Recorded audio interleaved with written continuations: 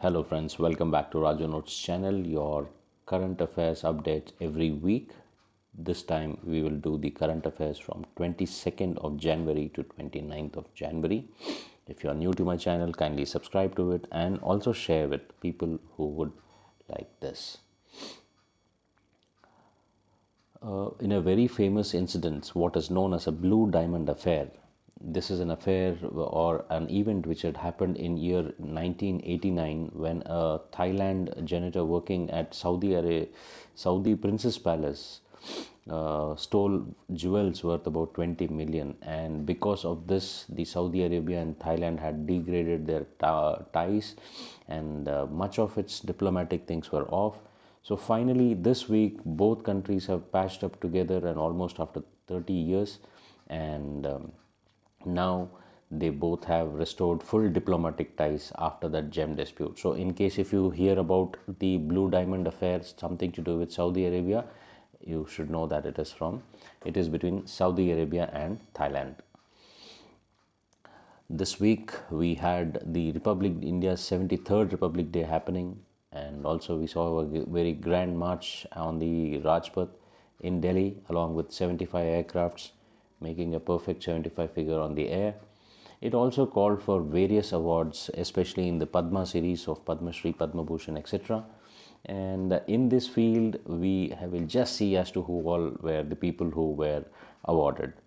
In the field of Padma Bhushan, we have the Google CEO Sundar Pichai, Microsoft CEO Satya Nadella, Tata Sons Chairman N. Chandrasekharan, the Covaxin makers of Bharat Biotech Krishna Ella and Suchitra Ella, and the Covishield makers of Serum Institute of Cyrus Poonawalla. And also some of the Padma Shri awarded were the eminent personalities like Jagjit Singh Dardi, the Muktamani Devi, and Japanese Rukyo Hira, and Rupa and Company's Prahalad Rai Agrawal. In addition to this, we also saw some sportsmen getting Padma Series awards, like the Olympic gold medal winner Neeraj Chopra, the Paralympian Pramod Bhagat, Sumit Antil, and Avni Lekhera were named amongst Padma Shri awardees, and the Paralympic athlete Devendra Jhajaria was awarded Padma Bhushan, and probably Jhajaria is the only sportsman to get Padma Bhushan as of now. In addition to this, there were some of the honors which were kind of on a back seat for a long time, that these are called as Jeevan Rakshak Padak series. These honors were instituted way back in 1961, but we did not see much of them in the recent years. And on eve of Republic Day, President Kovind approved and the conferment of Jeevan Rakshak Padak, as many as total 51. These awards included the Sarvottam Jeevan Rakshak Padak to 6 people, Uttam Jeevan Rakshak Padak to 16, and Jeevan Rakshak Padak to 29.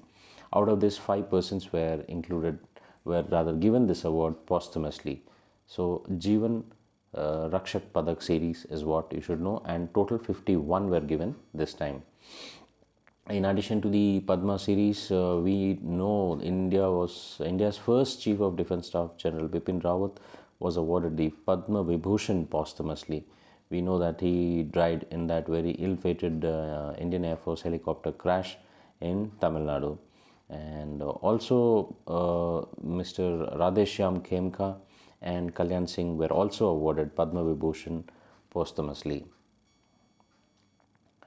In the same breath, government did release the names of 6 army personnel who were awarded with Shaurya Chakra, and these included the rifleman Rakesh Sharma of 5 Assam, and Naib Subedar Srijit M. Sepoy, Maruprolu Jaswant Kumar Reddy of 17 Madras Regiment, Havaldar Anil Kumar Tomar of Rajput Regiment, and Havaldar Kashire Banimali of Corps of Engineers, and Havaldar Pinku Kumar of Jat Regiment were awarded these medals posthumously. Well, last week we had discussed as to how the world's most biggest and most powerful James Webb Space Telescope was launched, and then it went on its journey. Finally, it arrived to its observation post, which is located almost 1.5 million kilometers away from Earth, and we know that it had taken off a month ago, and this telescope was put in orbit around the sun at a point called as L2. Well, L2 is a point where the gravitational force of the sun and the earth balances each other. So this is the update on that of the powerful James Webb Space Telescope. While all this was happening in India, way back in Pakistan, Pakistan has seen a very welcome change. Justice Aisha Malik was sworn in by the Chief Justice, present Chief Justice, Justice Gulzar Ahmed, as the first female judge of the Supreme Court in Pakistan. Well, these are some things which are not heard of, but it is happening. It's a very good thing wherever it happens. Just for a notice as to what is happening in our neighboring country. Justice Aisha was educated in Harvard University, and she had lived in the High Court judge in Lahore since 2012. While we have still not been reeling out from the COVID-19 various variants, we had seen the variations coming of the Delta variant and also the Omicron, various names giving it. Then now a new study in Wuhan, and rather researchers in Wuhan have warned that a new kind of a coronavirus, which is called as new COVID, has been there in South Africa again. And as of now, they don't know anything about this variant of the virus. They say whether it is yes or no, we don't know. But like we have been going on with the various kinds of mutations of the COVID-19 vaccine, right from its virus, right from its Delta variant to now present to Omicron, variant. Now maybe you will keep hearing this neocov variant. So we don't know whether it is lethal or not, but it is highly transmissible. Good news taking place this week. India finally had signed a deal worth of $374.9 million worth sale of Brahmos missile systems to be used by Philippines Navy. This is the first time that India will be exporting the shore-based anti-ship missile produced by the Brahmos Aerospace, which is a joint venture between India and Russia.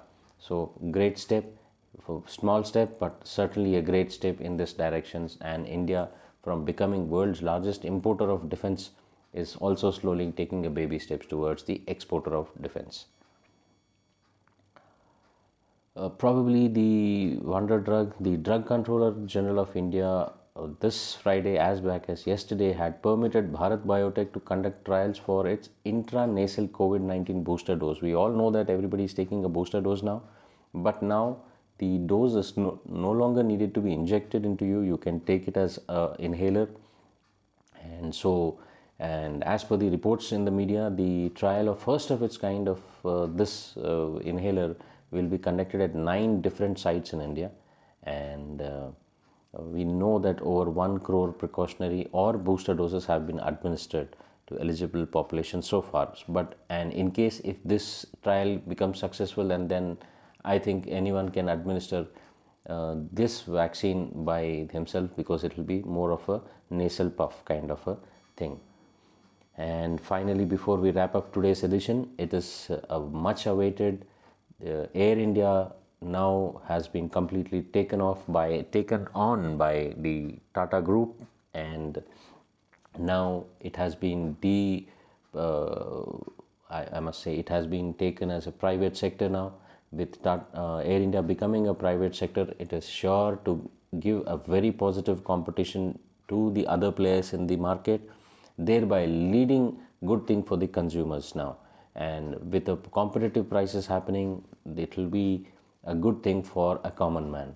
Well, what did Tata do immediately? The first step, what it was, it increased the employees provident fund more for the existing members, and also it had enhanced the meal facility in their flights. So the announcements are also of different now, and so in case if you are flying somewhere, do take Air India and feel the difference between the previous one and this one. So it's a great step happening, and I hope it will put a much better competition in the air or in the flying sector. Well, that's all friends for this week's updates. I'll catch you up with more updates next week. Till then, stay connected, and if you like that video, please click that like button and encourage me. Thank you very much. Stay safe.